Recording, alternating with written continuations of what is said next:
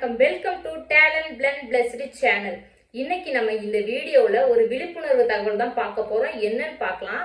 நம்ம வந்து சூப்பர் மார்க்கெட்டுக்கு போயிட்டு நமக்கு தேவையான காய்கறி, அப்புறம் வீட்டுக்கு தேவையான மளிகை ஜாமான் எல்லாமே வாங்குவோம். வாங்கிட்டு அவங்க கொடுக்குற பில்லை என்னன்னு பார்த்துட்டு காசு கொடுத்துட்டு வந்துடுவோம். ஆனால் பில்லில் என்ன ஐட்டம்ஸ் ஆட் பண்ணியிருக்காங்க, இது எல்லாத்தையும் டோட்டல் பண்ணால் இவங்க சொல்கிற அமௌண்ட் தான் வருதா அப்படின்னு செக் பண்ணுறது இல்லை. காரணம் வந்து என்னன்னா, நம்ம வந்து கம்ப்யூட்டர் தப்பு பண்ணாது அப்படின்னு நம்மளே நம்புவோம். இதை வந்து ஏன் நான் இப்போ சொல்கிறேன் அப்படின்னா, நான் வந்து சுமார் ஒரு 1 இயருக்கு முன்னாடி வந்து ஒரு சூப்பர் மார்க்கெட் போயிருந்தேன். போய் வந்து நன்னாரி சர்பத்து அந்த மிக்சர் வாங்கினேன். அதோட விலை என்னன்னு பார்த்தீங்கன்னா 100 ரூபாய்ன்னு போட்டிருந்தாங்க. நான் வந்து காய்கறியும் சேர்ந்து வாங்கினேன். இது எல்லாத்தையும் டோட்டலாக பில் பண்ணும்போது அவங்க வந்து அதுக்கு 100 ரூபாய்க்கு பதிலாக 1000 ரூபாய் அப்படின்னு சொல்லி டைப் பண்ணிட்டாங்க. மொத்தமாக எனக்கு 1500 ரூபாய் வந்துச்சு. நான் காய்கறி வாங்கினது கம்மியாக வாங்கியிருக்கேன், 1500 ரூபாய் வந்துருக்கு அப்படின்ற ஒரு சின்ன சந்தேகத்தில் பில்லை ஓப்பன் பண்ணி நல்லா ஃபுல்லாக பார்க்கும்போது தான் தெரிஞ்சுது அதில் 1000 ரூபான்னு சொல்லி தப்பாக டைப் ஆகிருக்கிறது. அப்புறம் நான் அந்த சூப்பர் மார்க்கெட்டில் போய் பில் காமிச்ச உடனே அவங்களே கொடுத்துட்டாங்க காசு. அதாவது காசு வாங்குறதுக்கு முன்னாடி சாரின்னு சொல்லி மாற்றி கொடுத்துட்டாங்க. இதை ஏன் நான் இப்போ சொல்கிறேன் அப்படின்னா, அது வந்து ஏதோ எதிர்ச்சியாக நடந்தது அப்படிங்கிற மாதிரி தான் நான் இவ்வளோ நாளாக விட்டுட்டேன். இப்போ ஒரு 1 வீக்குக்கு முன்னாடி நான் இன்னொரு சூப்பர் மார்க்கெட் போயிருந்தேன். அந்த சூப்பர் மார்க்கெட்டோட பேரை சொல்ல விரும்பலை, ஏன்னா நான் போய் திருப்பி கேட்டோன்னே அவங்க அந்த பணத்தை எனக்கு கொடுத்துட்டாங்க.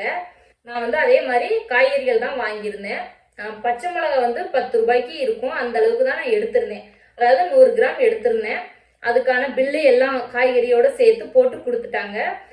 குறைஞ்சபட்சம் ஒரு 800 ரூபாய்க்கு மேலவே வந்துச்சு பில்லு. நான் வீட்டுக்கு வந்து பில் செக் பண்ணும்போது பச்சை மிளகாயோட பில் என்னன்னா 147 ரூபா போட்டிருந்தாங்க. எனக்கு ரொம்ப ஷாக்கிங்காக இருந்தது.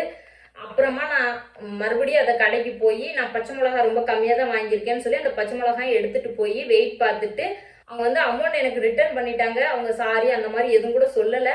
இதை நான் ஏன் சொல்கிறேன் அப்படின்னா, நம்ம நினைக்கிறோம் சூப்பர் மார்க்கெட்டில் வந்து சரியாக தான் இருக்கும், பில்லிங் வந்து கரெக்டாக தான் நடக்கும், எதுவுமே தப்பாகாதுன்னு நினைக்கிறோம். ஆனால் இந்த மாதிரி நிறைய டைம் நடக்குது. அதாவது இது எனக்கு 2வது டைம் நடந்தனால இதை வந்து நான் மற்றவங்களுக்கும் ஷேர் பண்ணுறேன். ஒவ்வொரு டைமும் சூப்பர் மார்க்கெட் போயிட்டு நம்ம ரிட்டர்ன் வரும்போது நம்ம பில்லு சரியாக தான் இருக்குதா, எல்லா பொருளும் நம்ம வாங்கின பொருளுக்கு தான் பில் போட்டிருக்காங்களான்னு ஒரு 2 நிமிஷம் நின்று செக் பண்ணி பார்த்தீங்கன்னா அதோட முடிஞ்சது. இல்லைன்னா மறுபடியும் நம்ம தான் வீட்டுக்கு வந்துட்டு பார்த்துட்டு அலைய வேண்டியிருக்கும். அதை பார்க்காம விட்டோம்னா நமக்கு வந்து கண்டிப்பாக அது நஷ்டம் தான். இது வந்து தெரிஞ்சு நடக்குதா, இந்த தப்பு தெரியாமல் நடக்குதான்னு தெரியல. எனக்கு ஏன் இந்த சந்தேகம் வந்ததுன்னா, இது வரைக்கும் நான் போன சூப்பர் மார்க்கெட் அந்த 2 இடத்துலையுமே பில்லு வந்து நம்ம வாங்கினதை விட அதிகமாக தான் அவங்க தப்பாக போட்டிருக்காங்களே தவிர வந்து கம்மியாக பண்ணவே இல்லை. ஸோ இது வந்து ஒரு ட்ரிக்ஸாக கூட இருக்கலாம் அப்படின்னு எனக்கு தோணுச்சு. அந்த சூப்பர் மார்க்கெட்டில் பணத்தை வந்து ரிட்டர்ன் பண்ணதுனால நான் அவங்க பேரை சொல்ல விரும்பலை. ஆனால் இனிமே வந்து நீங்கள் சூப்பர் மார்க்கெட் போகிறதா இருக்கட்டும், எந்த கடைக்கு போனதா இருந்தாலும் ஒரு டைம் பில்லை செக் பண்ணிட்டு வாங்கிட்டு வாங்க.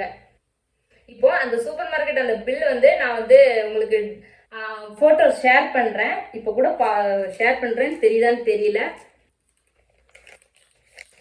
இந்த 11வது இடத்துல இருக்கிறது சில்லி பாருங்க, 147 ரூபா இங்கே போட்டிருக்கு பாருங்க. க்ரீன் சில்லி 147 ரூபாய்க்கு போட்டிருக்காங்க.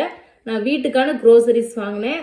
ஸோ அதனால அவங்க நான் வாங்கிட்டு போய் ஒரு 1 ஹவரில் ரிட்டர்ன் போனதுனால எனக்கு எந்த கேள்வியும் கேட்காம இதுக்கு மேலே எதுவுமே செய்ய முடியாது அப்படின்னு சொல்லிட்டு உடனே எனக்கு ரிட்டர்ன் பண்ணிட்டாங்க.